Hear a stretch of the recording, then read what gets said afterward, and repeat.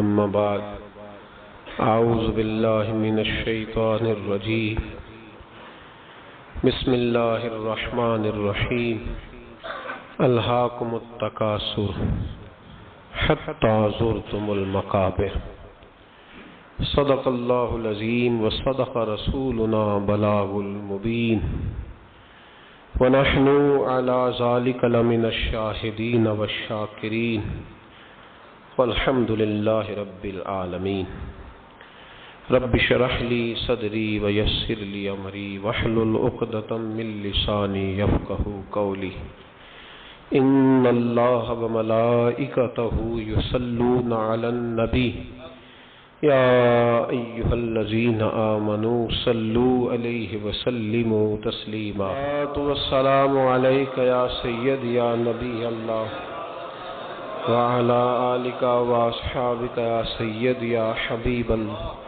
اللهم صل على سيدنا ومولانا محمد معدن الجود والکرم وآلہ وبارک وسلم۔ حمد و صلات کے بعد بعض افعال بعض الفاظ ایسے ہیں جو قرآن پاک نے دو متضاد چیزوں کے لیے بیان کیے، لیکن دونوں جگہ پہ اس کا مفہوم بڑا کھول کر واضح بیان فرمایا۔ ایک لفظ ہے ہرس، طمع، لالچ۔ اس کو قرآن پاک نے خیر کے معنی میں بھی استعمال فرمایا ہے۔ ایک لالچ بڑا اچھا ہوتا ہے۔ وہ لالچ کون سا ہے؟ وہ نیکی کا لالچ ہے، وہ خیر کا لالچ ہے، وہ تبلیغ کا لالچ ہے، وہ اشاعت دین کا لالچ ہے۔ زیادہ سے زیادہ میں نیکی اکٹھی کر لوں، اس لالچ کو قرآن اور حدیث نے پسند فرمایا ہے۔ میری طرف سے زیادہ لوگوں کا فائدہ ہو جائے، اس لالچ کی قرآن نے تعریف کی، حدیث نے تعریف کی، قرآن و سنت نے حوصلہ افزائی کی، بلکہ نبی پاک علیہ السلام کے بارے میں قرآن نے کہا حریص علیکم، وہ تمہاری بھلائی چاہنے میں جلدی کرتے ہیں۔ بڑا محمود لالچ ہے، بڑا پیارا لالچ ہے۔ دین دور دور تک پھیل جائے، زیادہ سے زیادہ میری وجہ سے کام دین کا ہو جائے، یہ لالچ بڑا اچھا ہے۔ میں گلی گلی دین کے ادارے بنا دوں، یہ لالچ بڑا ہی پیارا ہے، یہ بڑا عمدہ لالچ ہے۔ جگہ جگہ میرے سبب سے خیر پھیلے، یہ لالچ بڑا ہی اچھا ہے۔ میں زیادہ سے زیادہ صدقہ اور خیرات کروں، یہ لالچ بڑا ہی، بول کیوں نہیں رہے آپ؟ نہیں اچھا کہ مشکل ہے کام؟ یہ پاک علیہ السلام نے فرمایا تم نے کسی نیکی کو چھوٹا نہیں سمجھنا۔ ضروری نہیں کہ تم کہو کہ میں نے 10 لاکھ ہی خرچ کرنا ہے، 10 کروڑ ہی۔ فرمایا کسی نیکی کو چھوٹا نہیں سمجھنا، تم اپنے بھائی سے مسکرا کے مل لو، اللہ تمہیں صدقے کا اجر عطا کر دے گا۔ بس جو نیکی تمہارے ہاتھ آتی ہے نا، اس کا لالچ کرو۔ زیادہ سے زیادہ عبادت، زیادہ سے زیادہ خیر، زیادہ سے زیادہ بھلائی، زیادہ عمرے، زیادہ حج، زیادہ تلاوت، زیادہ عبادت، زیادہ جد و جہد، اس کا لالچ پیدا کرو۔ اس کی حضور نے حوصلہ افزائی فرمائی۔ زیادہ خیر بانٹو، زیادہ خیر، زیادہ کام پہ۔ بلکہ بعض ایسے مواقع ہیں جن پہ ہمارا نفس ہمیں کہتا ہے یار میری کوئی ذمہ داری تو نہیں نا ساری، وہ ہمیں اندر سے آواز دیتا ہے کہ تیری کوئی ذمہ داری ہے کہ سارا تو نہیں کرنا ہے۔ نبی پاک صلی اللہ علیہ وسلم کی بارگاہ میں ایک شخص نے آ کے کسی چیز کا سوال کیا، بخاری مسلم میں موجود ہے۔ تو حضور علیہ السلام نے فرمایا اس وقت تو میرے پاس وہ چیز جو تو مانگ رہا ہے، اتنی دولت تو موجود نہیں بظاہر، تو اس طرح کر فلاں آدمی کے پاس جا اور میرے نام پہ قرضہ لے لے، میں بعد میں اسے دے دوں گا۔ حضرت عمر بولے کہ یا رسول اللہ صلی اللہ علیہ وسلم، جو چیز آپ کے پاس موجود نہیں، اللہ تو پابند نہیں کرتا کہ وہ کام ضرور کریں۔ ہمارے اندر سے آواز آتی ہے نا روز یہ۔ حضرت عمر نے اس کی عکاسی فرمائی، کہا اللہ تو پابند نہیں کرتا، آپ کے پاس ہے تو دے دیں، نہیں ہے تو آپ منع فرما دیں۔ نبی پاک نے حضرت عمر کی بات کو پسند نہیں کیا۔ اب حضرت بلال بولے، عرض کرنے لگا یا رسول اللہ آپ بانٹیں، آپ کا رب آپ کو ضرور عطا فرمائے گا۔ تو نبی پاک علیہ السلام نے جناب بلال کی بات کو پسند فرمایا ہے۔ ہم کیا کہتے ہیں، میرے لیے کوئی ضروری ہے کہ سارا میں نہیں کرنا ہے؟ کوئی ضروری ہے سارا میں نہیں کرنا ہے؟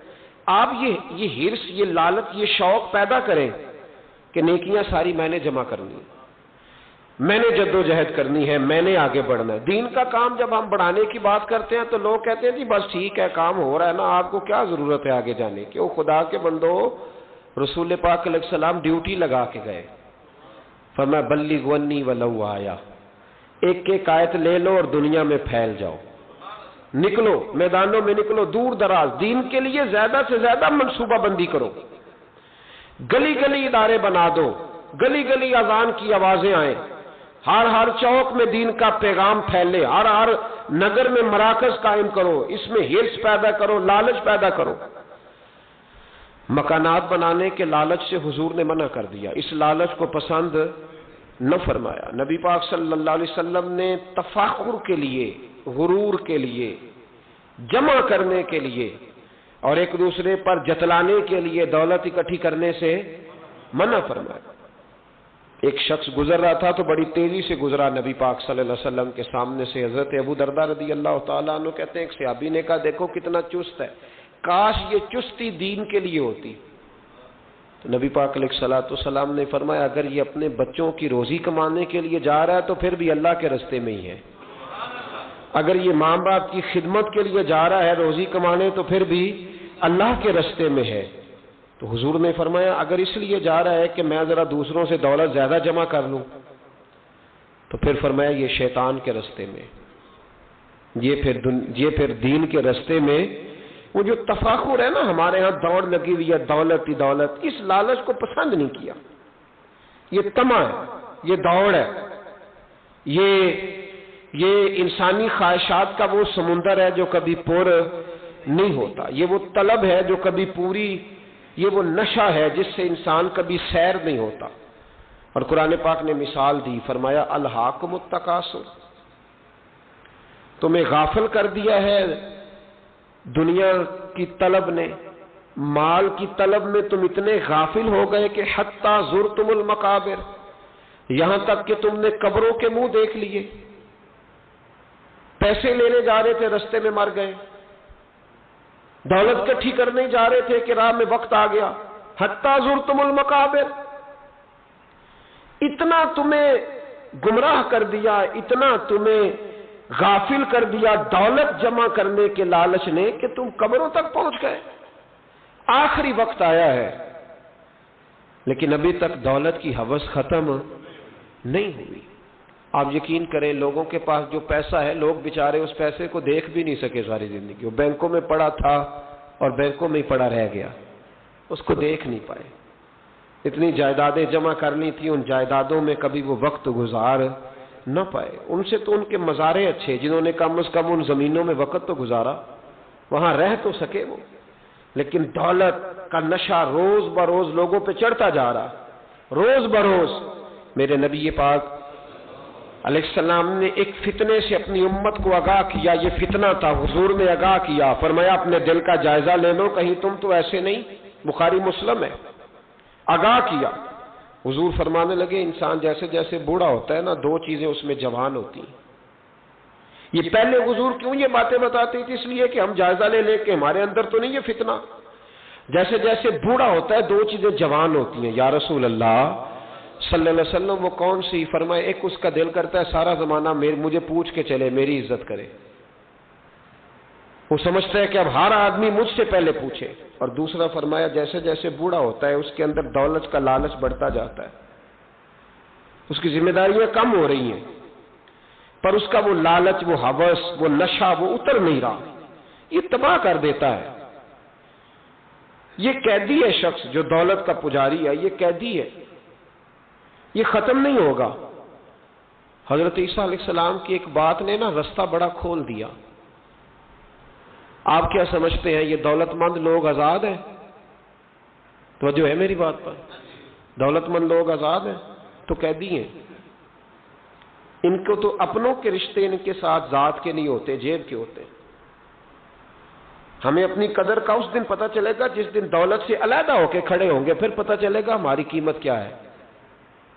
جیب کے رشتے اور ہوتے ہیں، ذات کے رشتے اور ہوتے ہیں۔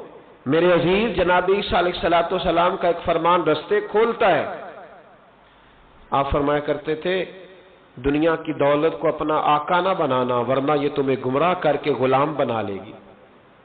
اسے کبھی بھی اپنا آقا، کچھ لوگوں کا دین ایمان سب کچھ معاذ اللہ دولت بن گئی، سب کچھ بے قدراں کچھ قدر نہ جاتی، کیتی خوب تسلی ہو. ایک درویش نے شکوہ کیا، کہتا میں دین بتاتا رہا پر لوگوں نے میری قدر نہ کی، میرے ساتھ کھڑے دنیا دار کی قدر کی. بے قدراں کچھ قدر نہ جاتی، کیتی خوب تسلی ہو. اے دنیا دار پجاری زر دے کتیاں دے گل ٹلی ہو. بک بک روسن اکھیاں ویکھنا ویکھ حویلی کلی ہو. تے کوچ نصیر اساں جدو کیتی پہ جانی تھرتھلی ہو. ساری زندگی دولت کے پیچھے بھاگتے رہے، تھکا دیا اس نے. انسان کا نفس چھوٹے بچے کی طرح ہے، اس کی ایک خواہش پوری کرو تو یہ دوسری مانگتا ہے، دوسری پوری کرو تو تیسری پوری کرو تو چوتھی. میں ابھی تھا کچھ دن پہلے پنجاب کا جو صحرائی علاقہ ہے وہاں سے میں گزر رہا تھا تو میں نے جھونپڑیاں دیکھی. بچے کونے میں چلے گئے تو میں نے 2-4 اونٹ چرانے والے لوگوں کے پاس جا کے ان سے پوچھا کہ کیا حال ہے. کہنے لگے الحمدللہ. انہوں نے اس طرح کے کپڑے پہنے تھے جس طرح ہم کام پہ بھی کپڑے کام والے بھی نہیں پہنتے. ویسے دکھی ہیں سارے لوگ ہی، سارے پریشان ہیں، پیسے کوئی نہیں، لیکن وہ کپڑے ڈیوٹی پہ بھی جاتے وقت لوگ نہیں پہنتے جو ان بیچاروں نے پہنے تھے. تو میں نے ان سے پوچھا کہ صاحبو آپ کہاں رہتے ہیں؟ تو کہنے لگے یہ صحرا کے اس پار وہ سامنے جو جھونپڑیاں نظر آ رہی ہیں وہ ہمارے ہی گھر ہیں.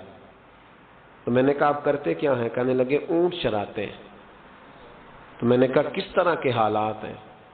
ریت سے بھرے ہوئے چہروں کے اندر سے آواز آئی اللہ کا بڑا شکر ہے، اللہ کا.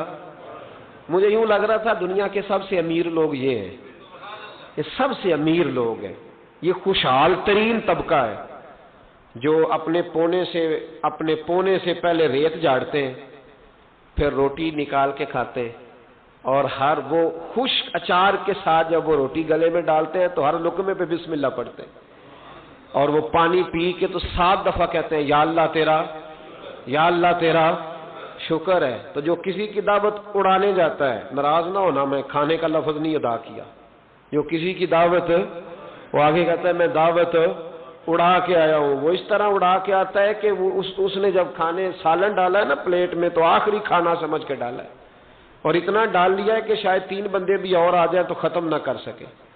اور اس نے وہ کھایا ہے، اور کھا کر کے اس نے اس کو کھایا کم ہے، اور چونکہ اس نے کہا تھا میں اڑا کے آیا ہوں، اڑایا زیادہ ہے. اب وہ جب باہر نکلا ہے تو کہتا ہے ہو مسالے کوئی غلط تھے، اڑ گئی سی نے. اس کو لفظ شکر ادا کرنے کی توفیق. تو پھر امیر کس کو کہتے ہو؟ امیر تو وہ ہوا نا کہ جس کو اللہ نے جو دیا اس پر اس نے اللہ کا شکر ادا کر لیا، وہ دنیا کا سب سے امیر شخص ہوا نا میرے بھائی. تو یاد رکھیں یہ جو لالچ کی زندگی ہے، ہرس ہوس طمع، اس نے تو تباہی کر دی. تو مسائل اتنے زیادہ بنا دیے، کرپشن لالچ کی وجہ سے ہوتی ہے. ورنہ سرکاری ملازمین کی تنخواہ اس وقت ایسی نہیں ہے کہ جس میں گزارا نہ ہو سکے، ٹھیک ٹھاک گزارا ہوتا ہے. اسمبلی کے ممبران کے پاس اتنے الاؤنسز ہیں کہ آپ سوچ نہیں سکتے. آپ کے ملک کا جو سابقہ وزیر اعظم ہوتا ہے اس کے پاس اتنی سہولیات ہوتی ہیں کہ شاید 50-30 لوگوں کی سرپرستی کر کے ان کو پال سکتا ہے. اس کے باوجود کرپشن ہے. بھوک کی وجہ سے نہیں ہے، لالچ کی وجہ سے. سود کا بازار کیوں گرم ہے؟ بھوک کی وجہ سے، لالچ کی وجہ سے. جس آدمی نے سود پر پیسے دیے مالدار تھا نا، تبھی سود پر دیے. تو کس لیے دیے اس نے؟ لالچ ہے. اس ملک میں معاذ اللہ تعالیٰ جو جسم فروشی تک کے دھندے ہیں وہ کس لیے ہیں؟ لالچ کی وجہ سے. لالچ گناہ کا دروازہ کھولتا ہے، لالچ جھوٹ کا دروازہ کھولتا ہے، کرپشن کا دروازہ کھولتا ہے. لالچ جو ہوتا ہے وہ ہر گناہ کی جڑ بن جاتا ہے. لالچ نہیں کرے زندگی میں. لالچ آدمی کو اندھا کر دیتا ہے. لالچ لوگوں کو بے ایمان کر دیتا ہے. لالچ سے دھوکے کا بازار گرم ہوتا ہے. لالچی انسان دوسرے انسانوں کے لیے مسائل پیدا کرتا ہے، ہرس کی، ہوس کی، طمع. اور یہ کئی قسم کا ہے لالچ. ایک پیٹ کا لالچ ہے، صبح ناشتے کے ٹیبل پر بیٹھ کر لوگ دوپہر کی روٹی کی منصوبہ بندی کرنے لگ جاتے ہیں. بھئی ابھی تو کھائی ہے, ٹھہر جاؤ, مل جائے گی, دوپہر بھی آئے گی تو اللہ تمہیں بھوکا نہیں رکھے گا. لیکن وہ لالچ ہے, اب یہ کھانا ہے, اب تھوڑی دیر کے بعد وہ کھانا ہے. اب آپ یہ چلے جائیں بازاروں میں تو پہلے ہوٹل مسافروں کے لیے بنتے تھے, اب مسافروں کے لیے بنتے ہیں ہوٹل. بولے شہروں کے اندر جو ہوٹل بنے وہاں مسافر کا کیا کام ہے؟ حالانکہ یہ قوم غریب ہے. ایک طرف وہ آدمی ہے جو سڑک پہ کھڑا ہو کے منت کر رہا ہے کہ میری اماں بیمار ہے تو دوائی کے پیسے کوئی نہیں, اور ایک وہ ہاسپٹل ہے جس ہاسپٹل کے بنانے کے لیے ایک بیڈ پہ ایک بیڈ ہے اور 4 مریض ہیں. غربت کا یہ عالم ہے. اور دوسری جانب ہوٹل کی پارکنگ میں کھڑا کرنے کے لیے گاڑی جگہ کوئی نہیں. یہ کون سا معیار ہے؟ یہ وہ لالچ ہے, ہمارے روٹی کا وہ لالچ ہے جو ہمیں گھر میں بیٹھنے نہیں دیتا. یہ کھانا ہے, اب کل یہ کھانا ہے, اب پرسوں وہ پھر اسی طرح. اگلی بات میں زیادہ کھول کے بیان نہیں کر سکتا. ایک شہوت کا لالچ ہے, شرمگاہ کا لالچ ہے.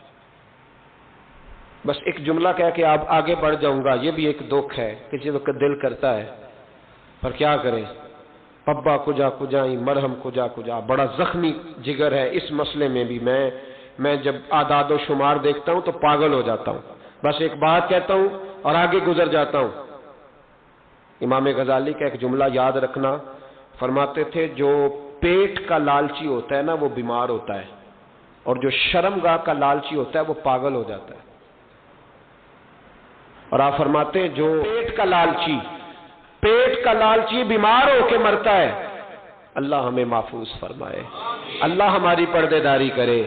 امام غزالی فرماتے ہیں پیٹ کا لالچی بیمار ہو کے مرتا ہے اور شرمگاہ کا لالچی ذلیل ہو کے مرتا ہے. وہ ذلیل ہوتا ہے زمانے میں, وہ ذلیل ہو کے مرتا ہے. جو شرمگاہ کا لالچی گندا ہے گھر میں بیوی ہونے کے باوجود, یہ بھی ایک لالچ ہے, یہ بھی ایک ہیرس ہے, ہوس ہے, طمع ہے جو لوگوں کی پوری نہیں ہوتی. اسی لیے تو برائی کے اڈے قائم ہوئے, اسی لیے تو برائی کے اڈے قائم ہوئے.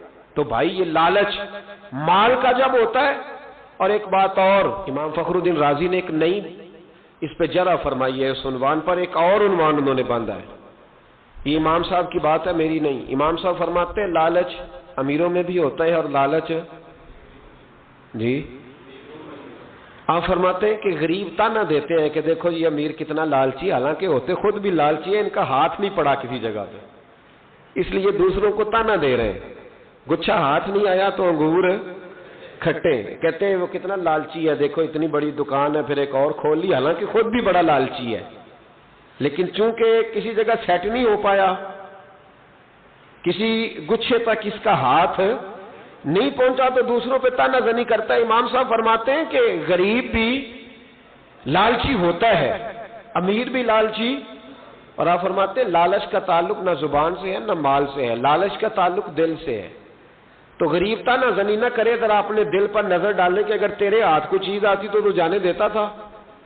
اگر تیرا دل کہتا ہے کہ میں نے قابو کر لینی تھی تو پھر دوسرے پہ تانا نہ ڈال. میرے نبی پاک صلی اللہ تعالی علیہ وسلم نے مثال ارشاد فرمائی. حضور علیہ الصلوۃ والسلام فرمانے لگے انسان کہتا ہے مالی مالی مالی, میرا مال میرا مال میرا مال. یہ نبی پاک کا فرمان ہے اور بخاری مسلم کی صحیح حدیث ہے. فرمایا انسان کہتا ہے میرا مال میرا مال, اور پھر بیوی کو بھی کہتا ہے گھر تیرا نہیں گھر میرا ہے. بچوں سے جھگڑا ہو جائے تو کہتا ہے نکال دوں گا کان سے پکڑ کے, گھر تمہارا نہیں گھر میں. کہتا ہے نا ساری زندگی میرا مال, اور پھر دوبارہ 3 دفعہ حضور نے بیان فرمایا. نبی پاک فرمانے لگے نہیں بھائی, تیرا ایک مال وہ ہے جو تو نے کھا لیا اور پہن لیا, اور ایک تیرا مال وہ ہے جو تو نے صدقہ کر کے آگے کے لیے جمع کرا لیا, وہ تیرا جمع ہو گیا. فرمایا وہ جو تیسرا مال ہے وہ تیرا نہیں, وہ جو تجوری میں بند ہے وہ مال تیرا, وہ جو بینک میں پڑا ہے وہ پیسے تیرے. تیرا ایک مال وہ ہے جو تو نے کھا لیا اور پہن لیا, وہ سیدھا ہو گیا, اور ایک وہ ہے تیرا اصل مال جو تو نے صدقہ کر کے آگے کے لیے باقی وارثوں کا ہے, وہ تیرا, وہ تو کسی کے مال کا محافظ ہے. بلکہ ایک اور حدیث کنز المال میں بڑی خوبصورت ہے. نبی پاک صلی اللہ علیہ وسلم نے نا صحابہ کے ساتھ جب بات کرتے تھے تو مثالوں سے بات کرتے تھے تاکہ انہیں سمجھ آ جائے. میرے محبوب کا انداز یہ تھا کہ بہت پڑھا لکھا آدمی بھی حضور سے فیض حاصل کرتا تھا، اور جس بیچارے کو الف با تا سا بھی نہیں پڑھنا آتا تھا وہ بھی نبی پاک سے پورا فیض حاصل کرتا تھا۔ خوشی ہوئی ہے نا آپ کو بات سن کے؟ میری طرف دیکھیں، اقبال نے حضور کی شان کو بیان کیا، کہنے لگے تیری نگاہ ناز سے دونوں مراد پا گئے۔ اقبال کہنے لگے تیری نگاہ ناز سے، تیری نگاہ ناز سے دونوں مراد پا گئے، عقل غیاب و جستجو، عشق حضور و اضطراب کا محبوب جو عقل کے پلندے لے کے آیا تھا تو نے اسے بھی فیض دیا ہے، اور جو جنون کی وادی لے کے آیا تھا میرے محبوب اسے بھی تیرے کرم سے فیض ملا ہے۔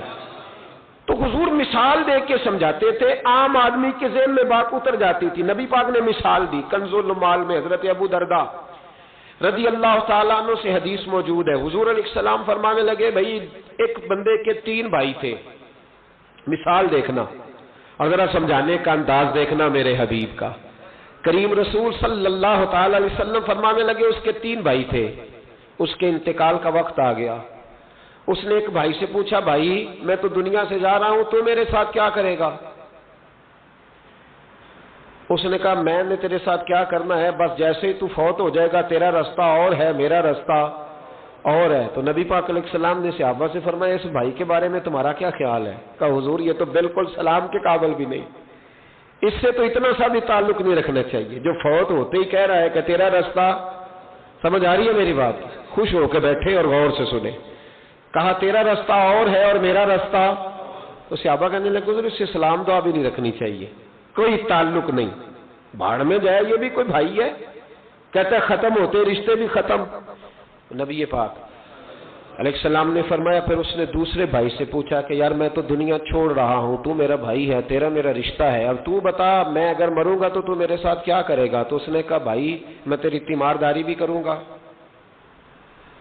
جب تو فوت ہو جائے گا میں تیرے غسل کے ساتھ بھی شریک ہوں گا لوگوں کے، تجھے کفن بھی پہناؤں گا، اپنے کندھوں پہ تجھے سوار کر کے قبر تک لے جاؤں گا، دفن میں بھی شریک ہوں گا، جنازہ بھی پڑھوں گا، تیری قبر پہ مٹی بھی ڈالوں گا، لیکن پھر ساری دنیا واپس آئے گی تو میں بھی آ جاؤں گا۔ نبی پاک فرمانے لگے اس بھائی کے بارے میں کیا خیال ہے؟ عرض کی یا رسول اللہ صلی اللہ علیہ وسلم یہ پہلے والے سے تو بہت بہتر ہے، پہلے والے سے تو بہت بہتر ہے، تیمارداری بھی کر رہا ہے، غسل کفن بھی کر رہا ہے، جنازے میں بھی شریک ہو رہا ہے، جنازے کو کندھا بھی دے رہا ہے، دفن میں بھی شریک ہے۔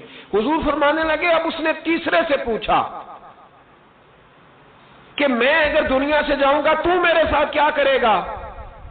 اس نے کہا میں جب تیری جان نکلنے کا وقت آئے گا تو تیری آسانی کے لیے تیرے سرانے کھڑا ہو جاؤں گا، اور جب تیری روح پرواز کرے گی تو میں قبر تک بھی تیرے ساتھ جاؤں گا، لوگ دفن کر کے آئیں گے، میں قبر کے اندر بھی جاؤں گا، اور جب پل صراط پہ تو گزرنے لگے گا اس وقت بھی میں تجھے حفاظت سے گزارنے کی کوشش کروں گا، اور جب میزان عمل پر اعمال تلیں گے اس وقت بھی میں تیرے ساتھ کھڑا رہوں گا اور تیری سفارش کروں گا تاکہ تو صحیح طریقے سے اعمال تل جائے۔ اور وہ بھائی کہنے لگا میرے بھائی جب تجھے شدید پیاس لگے گی تو تیرے لیے پانی کا بندوبست کرنے کی کوشش کروں گا، تو میرا بھائی ہے، میں تجھے تنہا نہیں چھوڑوں گا، اتنی دیر تیرے ساتھ رہوں گا جب تک تو جنت میں داخل نہیں ہو جاتا۔ تو میرے حبیب پاک علیہ السلام نے اب صحابہ سے پوچھا، حضور فرمانے لگے اس بھائی کے بارے میں تمہارا کیا خیال ہے؟ تو صحابہ کہنے لگے حضور باقی دونوں کو چھوڑ دینا چاہیے، تعلق کسی کے ساتھ رکھنا چاہیے جو قبر میں بھی جائے، میدان عمل پر بھی جائے، میدان محشر میں بھی ساتھ جائے، پل صراط پہ بھی ساتھ جائے، جنت میں داخلے کے وقت بھی ساتھ جائے، اسے لے جانا چاہیے۔ تو حضور نے فرمایا اب سنو میں تمہیں سمجھانا کیا چاہتا ہوں۔ یا رسول اللہ فرمایا وہ جو پہلا بھائی تھا نا جس نے کہا تھا مرتے ہی تیرا میرا تعلق ختم، وہ تمہارا مال ہے،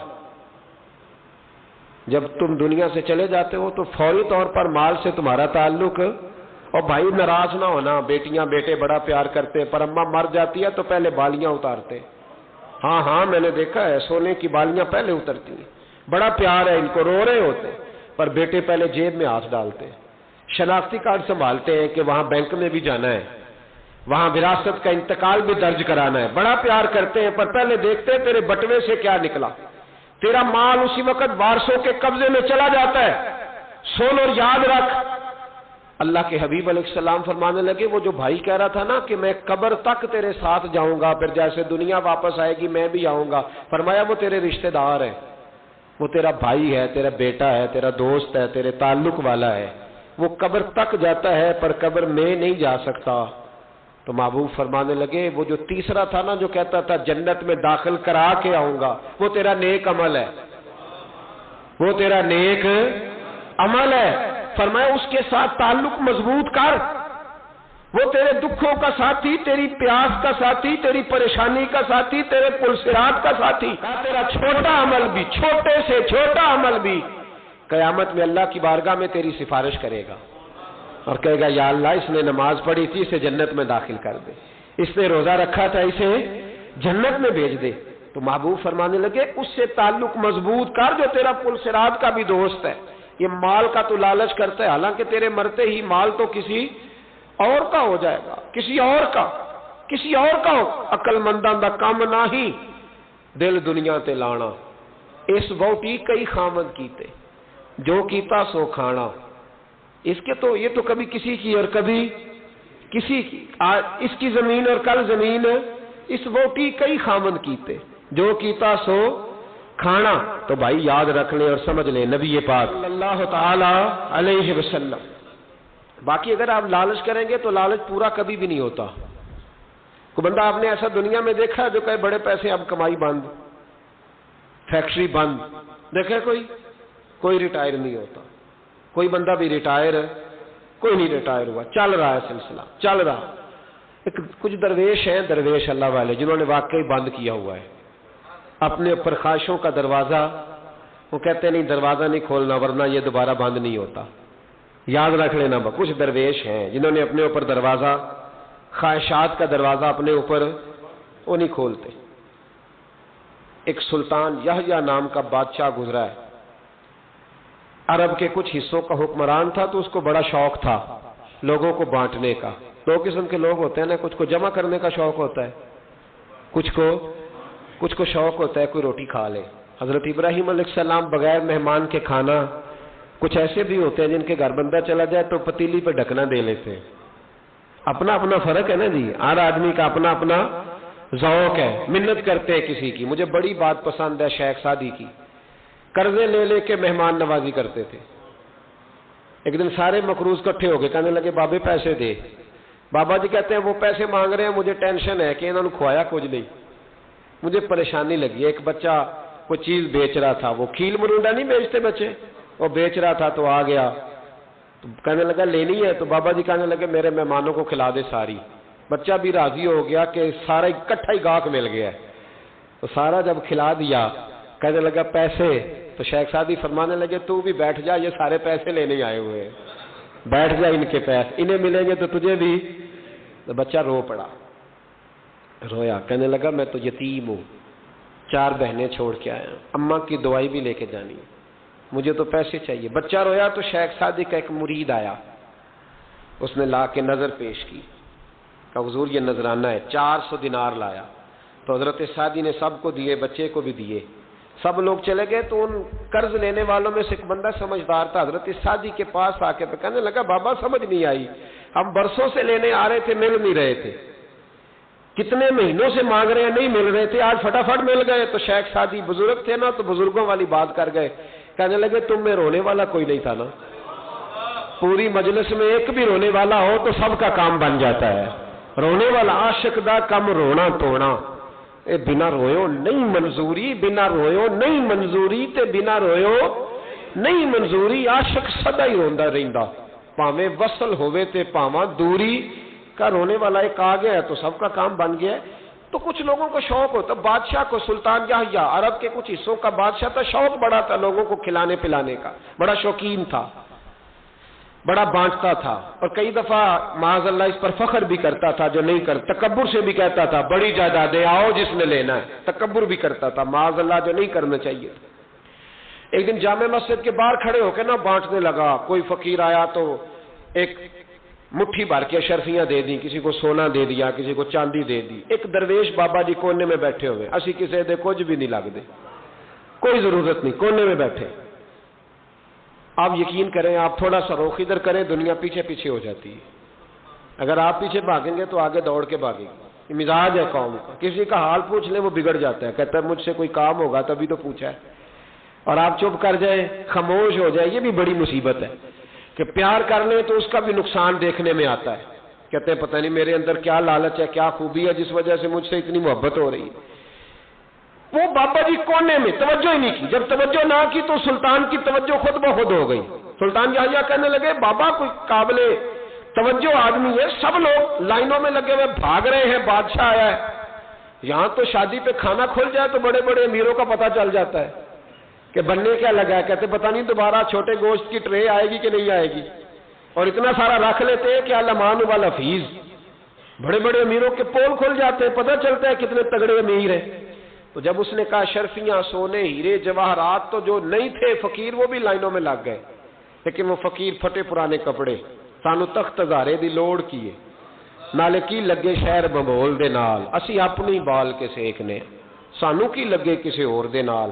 اور اقبال نے اس کی تشریح کی، اقبال کہنے لگے ہوا گو تند و تیز ہے لیکن چراغ اپنا جلا رہا ہے۔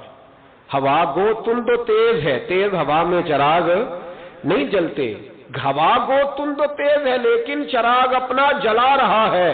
وہ مرد درویش حق نے جس کو عطا کیے ہیں انداز خسروانہ، فرماتے ہیں جسے اللہ نے بے نیازی دے دی، لالچ سے دور کر لیا، وہ کسی کی پرواہ، وہ اپنا چراغ جلاتا ہے، اپنی مٹی پہ چلنے کا سلیقہ سیکھو، سنگ مرمر پہ چلو گے تو پھسل جاؤ گے۔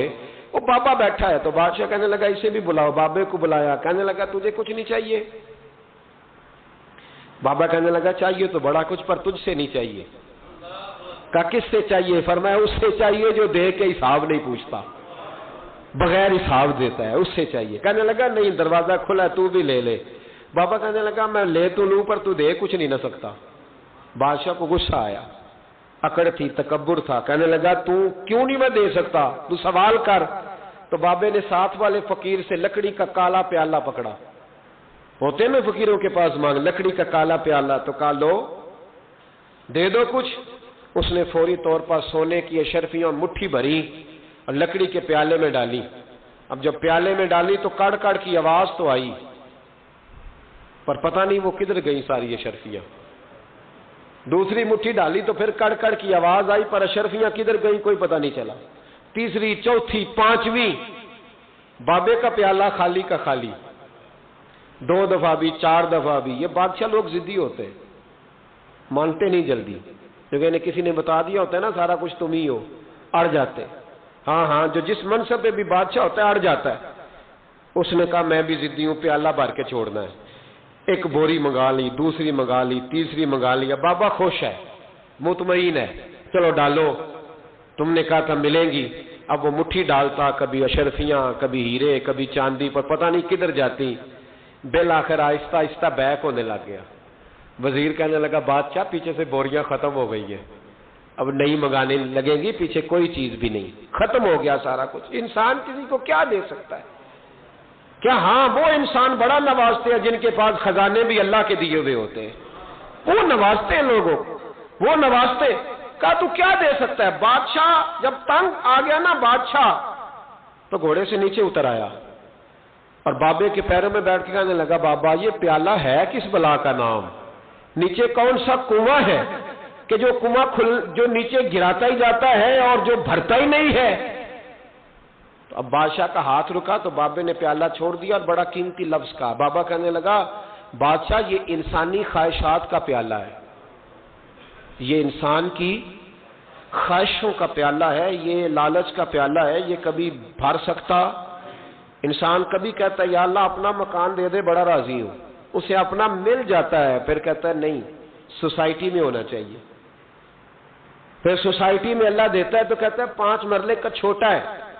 اس کے نفس کا پیالہ کبھی بھرتا۔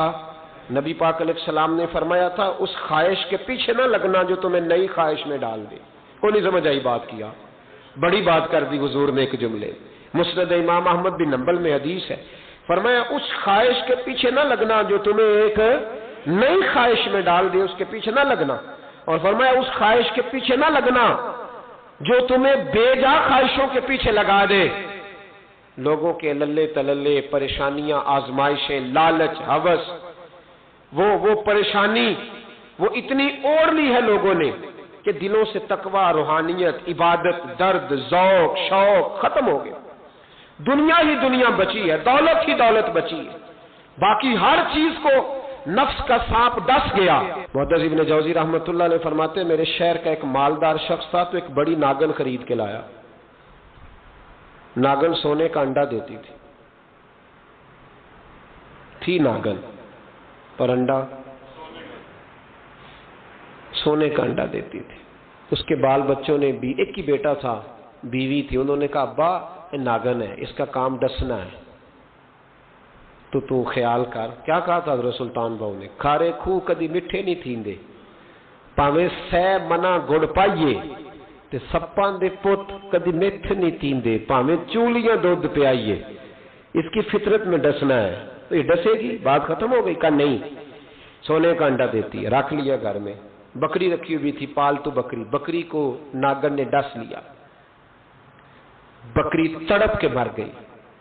بیوی اور بیٹا کہنے لگے خیال کر، بکری کو ڈس لیا نا اس نے کہا بکری کتنے کی؟ کہا 6 دینار کی. سونے کا انڈا کتنے کا؟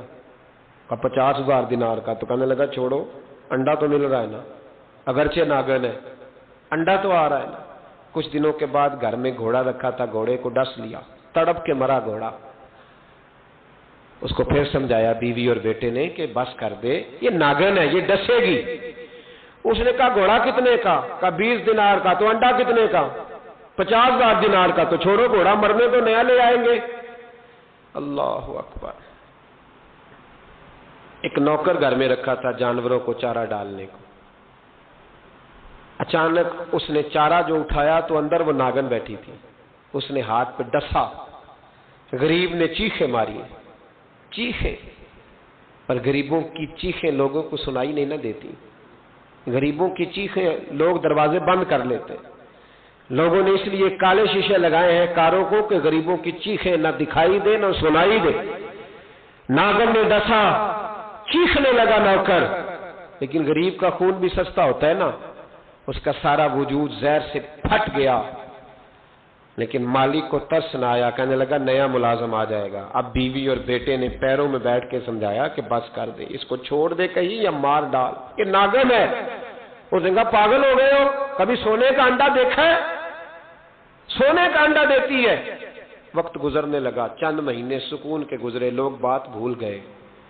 ایک دن سویرے سویرے کمرے سے ماں کے رونے کی آواز آئی، اور جب اماں چیخی خاوند دوڑا تو کہنے لگی لے تیرے سونے کے انڈے بچ گئے. اور وہ دیکھ میرے بیٹے کو ڈس کے بستر سے اتر گئی ہے. وہ دیکھ میرا اکلوتا بیٹا. ابھی بیٹے کو اٹھا کے طبیب کے پاس لے جانے ہی لگے تھے، وہ اپنے گھر کے دروازے تک پہنچا تھا کہ جناب اسرائیل پہلے تشریف لے آئے. اب جب واپس آیا، بیٹے کا جنازہ بڑا مشکل ہے باپ کے لیے اٹھانا، بڑا مشکل ہے، بڑا مشکل. رونے لگا، چیخنے لگا. ایک بیٹا وہ بھی پردہ کر گیا. جنازہ اٹھا، لوگ اس کو دفن کرنے کے لیے نکلے تو ماں نے بھی سارا سامان سمیٹا. ماں نے بھی واپس آ کے کہنے لگا تو کہاں جا رہی ہے؟ کہنے لگی اس ویڑے میں، اس صحن میں میرے بیٹے کی موت ہوئی.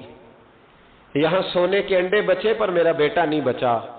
میں نے اس آنگن کو کیا کرنا ہے جس میں سونا تو پڑا ہو پر بیٹا ماں پکارنے والا ہو ہی کوئی نہ. میری تو ساری آرزویں اجڑ گئی، تیرے لالچ نے ہر چیز تباہ کر دی. کہنے لگا میں اسے مار ڈالوں گا، نکال دوں گا. اب کیا فائدہ؟ تو ختم ہو گئی بات. بے قدراں کچھ قدر نہ جاتی، کیتی خوب تسلی ہوں. دنیا دار پجاری زر دے، کتے دے گل ٹلی ہوں. اب کیا فائدہ؟ بی بی نکلی تو شخص چوک میں آیا، ڈنڈا لیا، ناگن کو مارا. اور ابن جوزی فرماتے ہیں وہ پاگلوں کی زندگی بسر کرتا تھا. اس کے دائیں بائیں سونے کے انڈوں کا ڈھیر لگا ہوتا تھا. وہ لوگوں کو کہا کرتا تھا میرے جیسے لالچی نہ بننا. میرے پاس نہ بیوی بچی، نہ بچے بچے، نہ گھر بچا، نہ کوئی وفادار بچا. ہاں میرے پاس دولت بچ گئی. آج لوگوں نے دولت بچائی، دولت بچائی، دولت سگا بھائی علیحدہ کر دیا.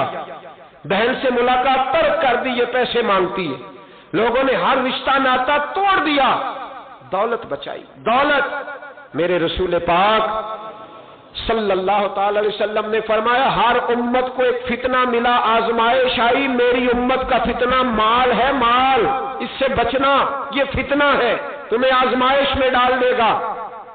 لالچ کے پجاری بن کر لوگ جگہ جگہ گلی گلی گھومتے، لالچ کے پھندے گلوں میں ڈال کے لوگ پھانسی کے قریب چلے گئے، لالچ کا لبادہ اوڑھ کر لوگ بہروپیے بن گئے، لوگ عقیدتوں کو، محبتوں کو، دین کو، مذہب کو بھی دولت کے نام پر تولنے لگے ہیں۔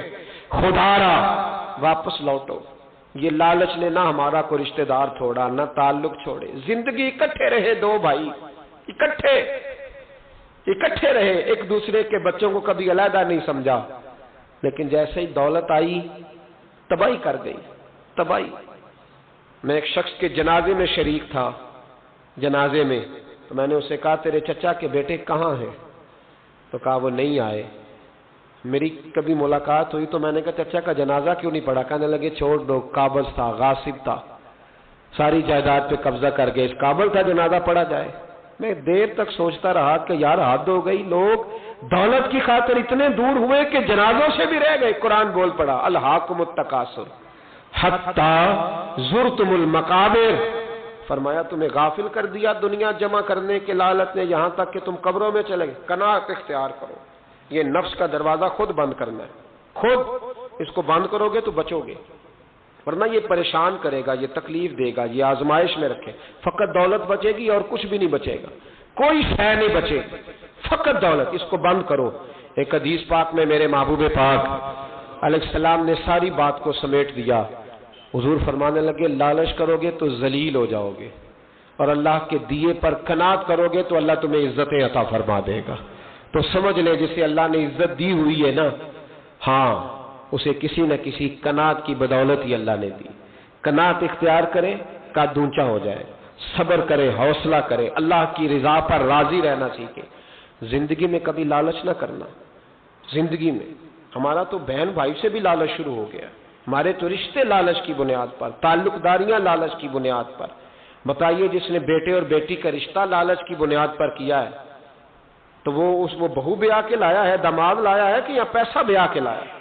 تو رشتے ناتے ہر چیز کی بنیاد جب لالچ، یہاں تو پیری مریدی لالچ کی بنیاد پر، وہ فلاں آدمی فلاں کا مرید ہوا تھا تو بارے نیارے ہو گئے تو تم بھی جاؤ، بھئی یہ رشتہ بھی اب لالچ کی بنیاد پر ہوگا۔ حضرت میاں شیر محمد شرف پوری رحمت اللہ علیہ کے پاس ایک شخص نے آ کے کہا حضور میں فلاں آدمی کا مرید ہوا، پہلے ایک کارخانہ تھا میرے 3 ہو گئے۔ فرمانے لگے تیرا تو بیڑا گرک کر دیا اس نے، چاہیے تھا تیری پچھلی دنیا داری سے جان چھڑاتا، تجھے اس نے اور دنیا دار بنا دیا، ایک تیرے ساتھ خیر خائی کی ہے، چاہیے یہ تھا کہ تجھے دنیا سے علیحدہ کرتا۔ یہاں پیر بھی وہی کامل ہوتا ہے جس کی پھونک لگی اور بارے نیازے ہو جائے، پیسے ہی ختم نہ، اس کو لوگ سمجھتے ہیں کامل مرشد۔ سن لے، غوث اعظم جیلانی فرماتے کاملیت وہی ہے جو نبی پاک نے سکھایا ہے۔ حضور کے صحابہ جب نبی پاک کے غلام ہوتے تھے تو سب سے پہلے انہیں تجارت میں نقصان ہوتا تھا، اس لیے کہ کافر ان سے تجارت نہیں کرتے تھے، سب سے پہلے ان کی دنیا داری میں نقصان آتا تھا۔ فرماتے ہیں یہ کامل شیخ کی علامت ہے کہ اگر تیری دنیا داری میں کمی آئی تو اس کا مطلب ہے کہ تو خیر والی جگہ پہ گیا۔ لالچ ختم کرے زندگی میں، قناعت اختیار کرے، پھر دیکھیں اللہ دین کی دنیا کو آباد کرے گا، روح کو تازگی دے گا اور باطن کو طہارت عطا فرمائے گا۔ مالک ہمیں سمجھنے کی توفیق عطا فرمائے۔ آخر دعوانا